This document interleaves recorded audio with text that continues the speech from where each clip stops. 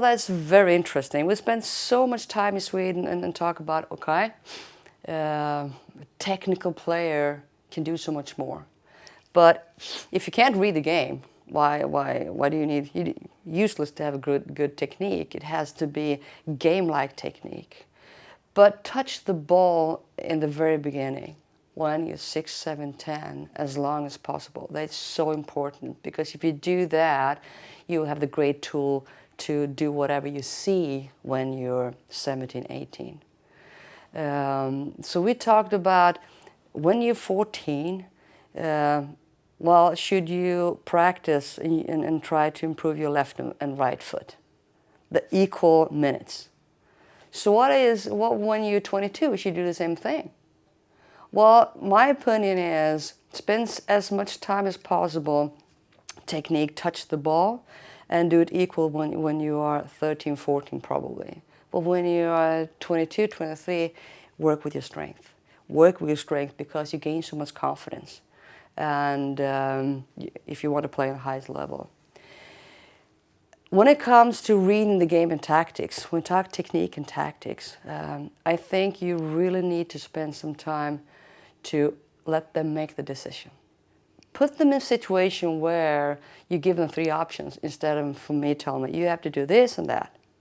Now let them make the decision and be comfortable to make different decisions. Not only, you should have options sometimes, and you can tell the place what you want to see. If you have a field that is with a great width, so you want to switch upon attack, or if it's small and narrow, you want to go direct. That kind of stuff, and put them, but don't tell them everything. Let them find that out. And if you do have a great technique, touches on the ball, then you can do that when you're 10 or when you're 30. But you have to start very, very early.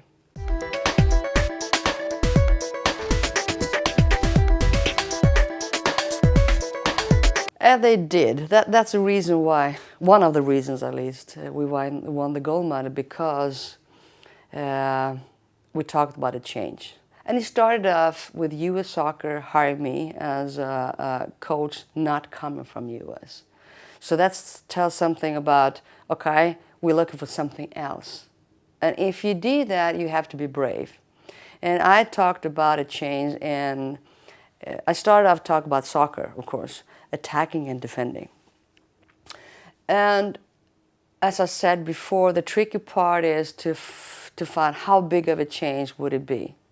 If it's too big of a change, the players will get a little bit uncertain, a little worried. I'm not as good as before, I don't know what's going on.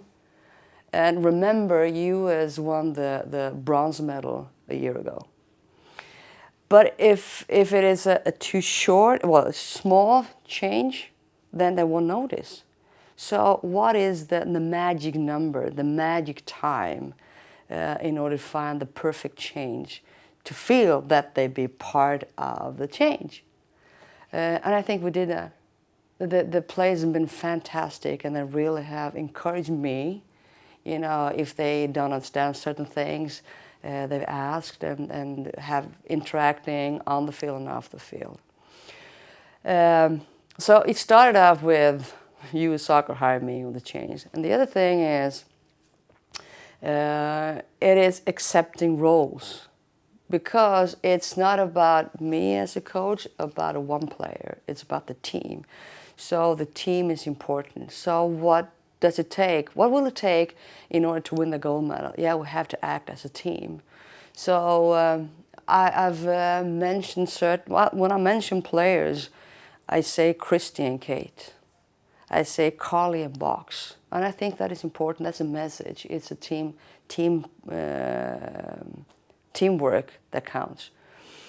And when you look at attacking and defending, they got different roles. So they do have to understand the role. We can talk about Laura Kolopny.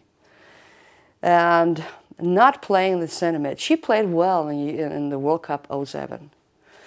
But herself and the team looked at they understood the role, and she did. And she respect the role, and she accept the role.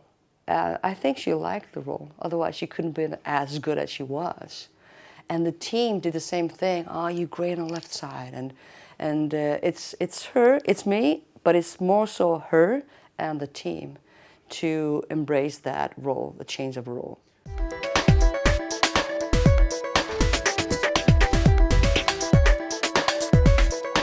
It's daily basis, interact with people, and from say, hi, good morning, nice to see you smile, Kai, to a long conversation with Kate McGrath.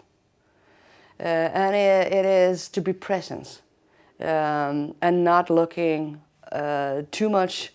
We have a game in a week, and you have to be here. You have to be around the players, and it's not only about their game. It is the practice we have in next 2 hours, to be around the players and to give feedback in different ways.